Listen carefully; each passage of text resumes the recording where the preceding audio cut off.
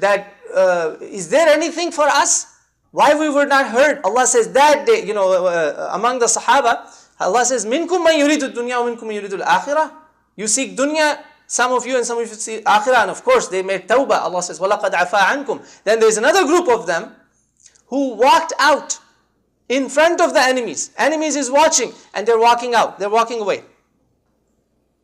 They're walking out. And they say, come on, watch our backs. Don't leave. At least stand there so that the enemy sees that we are together. We have a strength. Isn't this what's happening today? They says, no, if there was any qital, we would have stayed here. There is no qital here. There is no fight. We're walking out. Ibn Ubay ibn Salul with his whole gang of almost, I think, 1,000 people, hypocrites, they were walking out. Muslims, right? They say, La ilaha illallah. What did Allah say about them? That day, they were closer to kufr than Islam. Closer to kufr than Islam. This